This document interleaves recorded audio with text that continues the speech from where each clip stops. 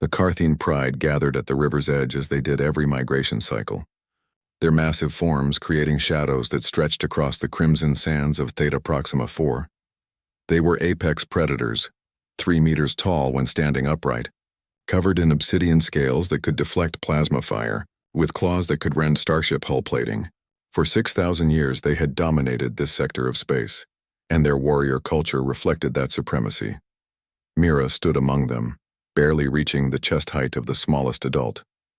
Her pressure suit hung loose on her frame, patched in a dozen places, the cooling systems wheezing against the planet's brutal heat. She was the only human on Theta Proxima IV, a xenobiologist stranded here 3 months ago when her research vessel suffered a catastrophic malfunction. The Carthene had found her half dead from exposure and brought her to their settlement. They tolerated her presence, nothing more. "The crossing begins," announced Elder Thrax, his voice a rumble that Mira felt in her bones. The herd of Carthene began wading into the Silthorn River, a churning mass of water thick with sediment and dotted with floating debris from the recent storms. Mira watched from the bank. She had offered to help, but the Carthene had dismissed her with barely concealed contempt. To them, humans were soft things, weak, short-lived, incapable of the strength that mattered. She had saved their crops from blight using her knowledge of xenobotany, had repaired their water filtration systems with improvised human engineering. But these were merely tricks to them, not true strength. Young Raven splashed near the shallows, his scales still showing the dull gray of adolescence. At 8 cycles old, he was considered too young to cross with the warriors but old enough to watch and learn. He chittered excitedly, mimicking the powerful strokes of his elders. Then the ground shifted. The riverbank, undermined by the recent floods, gave way beneath Raven's feet. The young Carthene tumbled forward with a sharp cry, his claws scrabbling uselessly against the collapsing mud. The current seized him instantly, dragging him toward the deep channel where the water moved like a living thing, fast and merciless. For a frozen moment, the Carthene pride stared. Their culture demanded calculation, assess the risk, weigh the value, determine if a rescue was strategically sound. Raven was young, untested. The current was treacherous. Adult Carthene had drowned in these waters, Mira didn't think. She ran. Her boots hit the water at full sprint.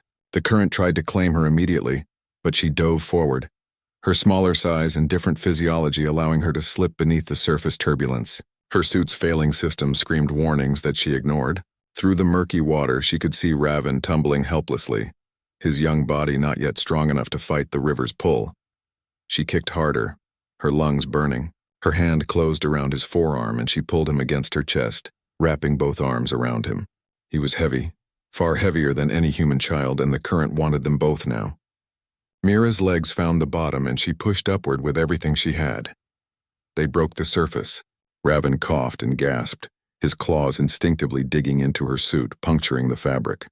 Alarms blared as her life support began venting. The current still pulled at them, trying to sweep them downstream toward the rapids. Mira planted her feet and pushed forward, one step at a time. Her muscles screamed. Her vision tunneled. The current was stronger than anything she'd ever fought, but she had Raven and she wasn't letting go.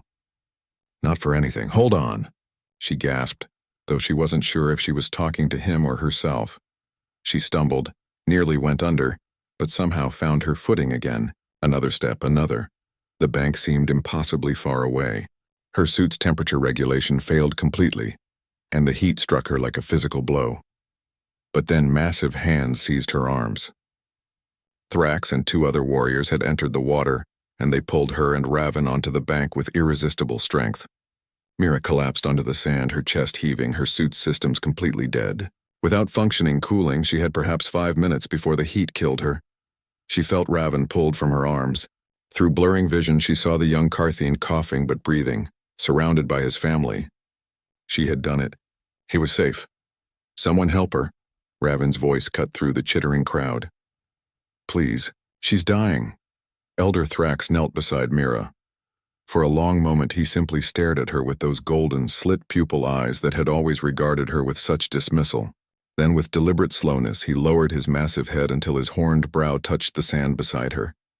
The Carthene gesture of profound respect, given only to the greatest warriors. "I was wrong about your kind," Thrax said quietly. We measured strength in scale and claw. We did not understand that true strength lies in the courage to act when others calculate. The other Carthen began to lower their heads, one after another, until the entire pride had offered her the honor they had never given to any outsider. Thrax reached down and gently lifted Mira in his massive arms. "Someone bring coolant from the storage. Emergency protocols, move." His voice carried the snap of command. "This warrior will not die today." As the Carthen rushed to save her life with the same efficiency they brought to battle, Mira managed a weak smile. Raven appeared at Thrax's shoulder, his young face filled with gratitude and wonder. "Thank you," the cub whispered. "Any time, kid." Mira breathed, her consciousness fading. Any time, she would survive, she realized distantly. And when she woke, she would no longer be merely tolerated. The Carthen had learned what humans across the galaxy had always known, that humanity's strength was not in the body, but in the heart that refused to give up, in the spirit that dove into raging waters without hesitation when someone needed help. One cub had fallen. One human had plunged first, and an entire pride had learned the meaning of courage.